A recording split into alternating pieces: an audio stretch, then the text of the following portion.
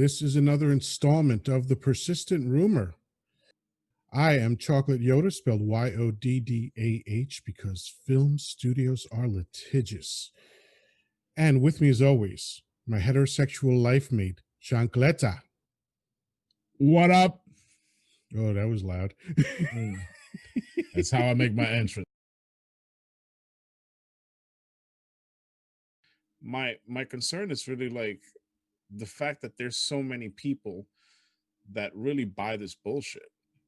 There is such a high number of people that fall for con jobs and, scams and this and that. And it's like, it's usually very deceptive. It's usually very sneaky. This is like in your face. And at least to me, it is.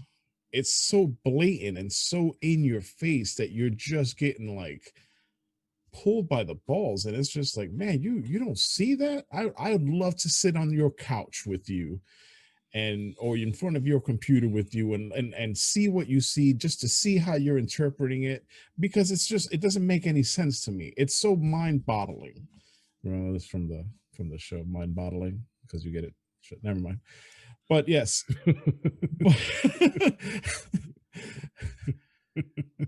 Blaze of Glory. Moving on. So but it's just what it is. It's just, to me, it's just bizarre, like nothing I've ever seen before, and I feel like I'm trapped in a sci-fi movie. Like, it's crazy. So here's the thing. I understand every sentiment you expressed. We differ in one. It makes perfect sense to me. It's actually silly of me to be disappointed by anything that humans do. I know too much about how humans are and what motivates humans and the thought processes and how easily manipulated people can be. The answer to everything is propaganda. This is something that we've seen over and over and over again, not just in American history, but in world history. In human history, propaganda is the most powerful tool of behavior modification that has ever existed. Nothing else has made people voluntarily behave in bizarre ways more than propaganda has. And to give people a brief history of propaganda, if you think about 1922, and who doesn't? If you think about that year, there were three prominent fascists at the time: Stalin, Mussolini, and Hitler. And they all were using the technology of the day for mass communication, which was radio. And the way they structured their message, their very fascist, authoritarian, dictator messages, was based on behavior modification, which was essentially invented by Edward Bernays. I might be saying his name wrong. It's either Bernays or Barnays. So Edward Bernays was Sigmund Freud's nephew, and he was in the family business of shrinking heads. Well, I think we'll do a persistent rumor about Freud one day, because talk about a fascinating motherfucker. But let's stick with Edward for now.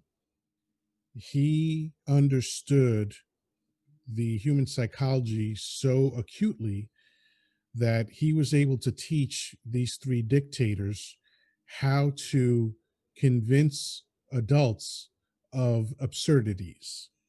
Okay. And the way propaganda works, on the face of it, sounds absolutely ridiculous, but it works. And it works all the time. And it's still working now.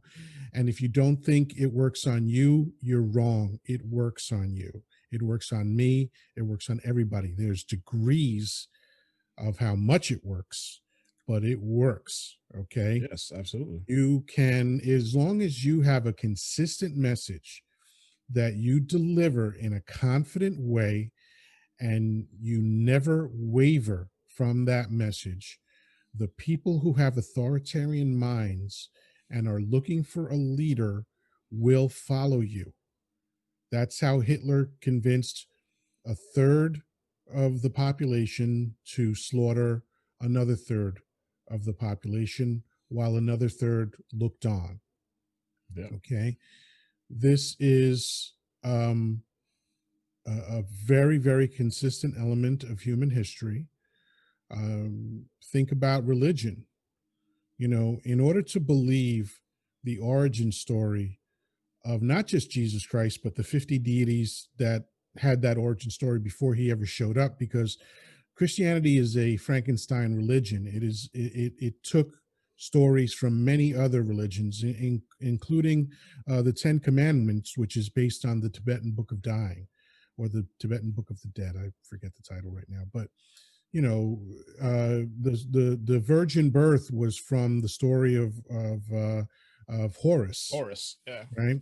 Um, which predates Christianity, but I believe 1800 years, something like that. So, you know, that story alone, born of a virgin.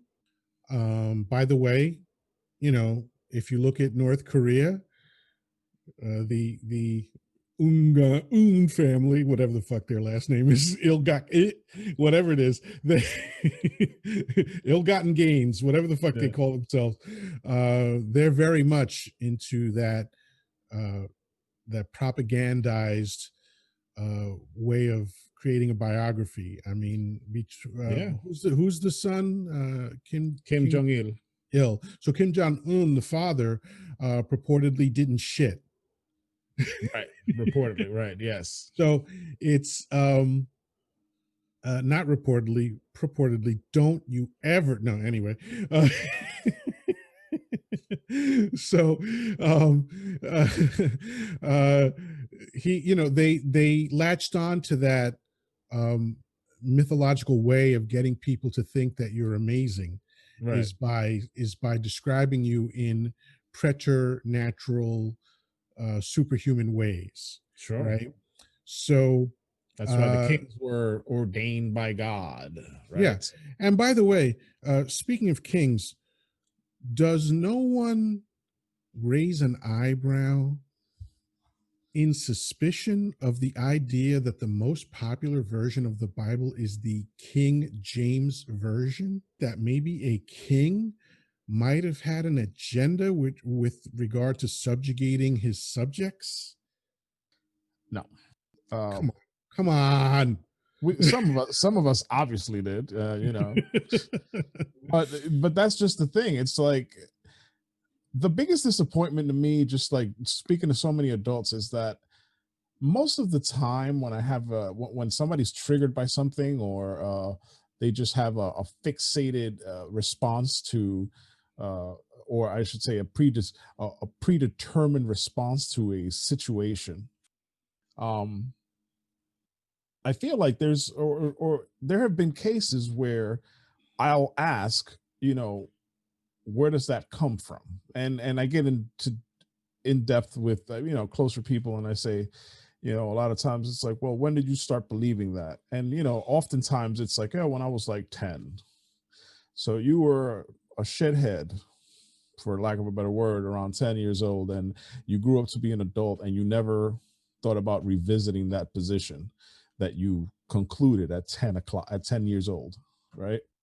Like, and that's something that just doesn't happen. So you learn something at the age of 10 about something that's fairly important, whether it's the way law works, whether it's what's right and wrong, whatever. Invisible friends in the sky. Right. And it's like, and I mean, maybe my brain was just you know more inquisitive. I don't know. I don't feel like I'm superhuman. I revisited a lot of things that I learned when I was younger, to make sure that they made sense as I got older. And what'd you find out? And what I found out was, like, there was a lot of things that just didn't make any fucking sense. So wait, so what you're telling me is And by the way, this reminds me of a coaching session because I have this conversation every time I coach someone.